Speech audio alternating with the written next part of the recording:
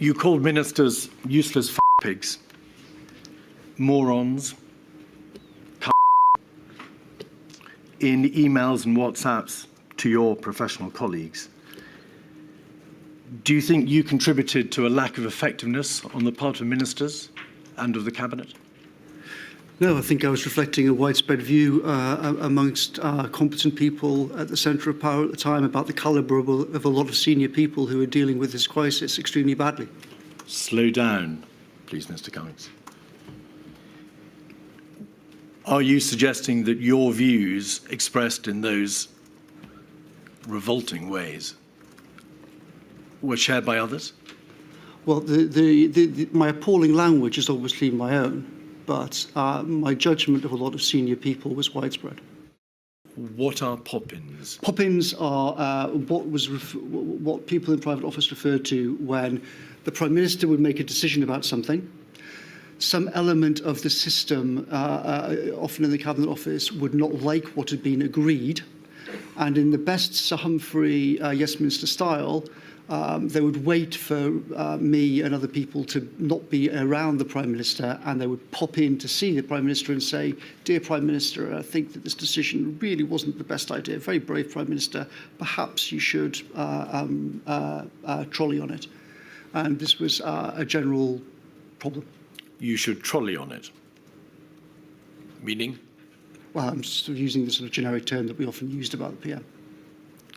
The term you used and his Cabinet Secretary used and his Director of Communications used and other officials, no doubt, about his propensity to... Pretty much everyone called him the trolley, yeah. ...change direction. You say that Mr. Hancock is unfit for this job, the incompetence, the constant lies, the obsession with the media over doing his job, still no serious testing in care homes. His uselessness is still killing God knows how many. This morning are you addressing this to Mr. Johnson? Yes. Must ask him when we will get to 500,000. Is that tests per Correct. day? And where is your plan for testing all care home workers weekly? Yes. If you could go, please, scroll out and go to the bottom of that page, and then scroll in on the last entry.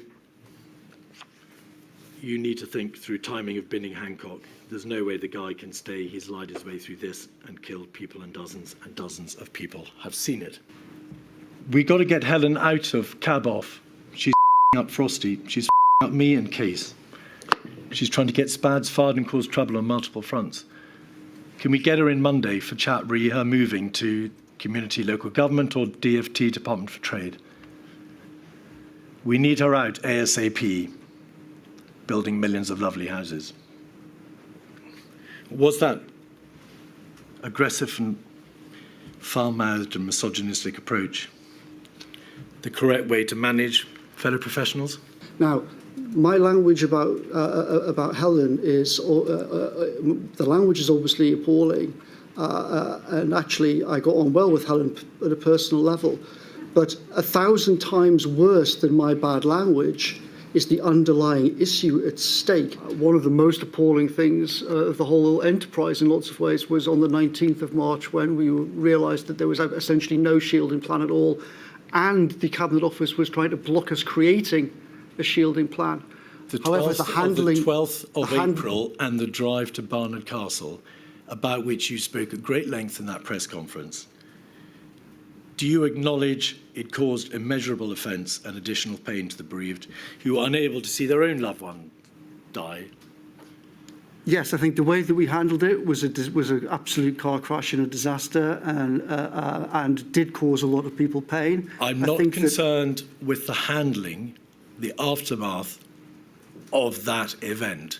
I'm asking you, do you accept that that apparent breach of the rules caused enormous offence and pain to the people in this country whose loved ones were dying? No, I think we're talking about two different things. I think the handling of it was a disaster and caused huge trouble and huge pain to a lot of people, and I very much regret and have already apologised for how badly Number 10 handled the whole thing. But in terms of my actual actions in going north and then coming back down, I acted entirely reasonably and legally and did not break any rules.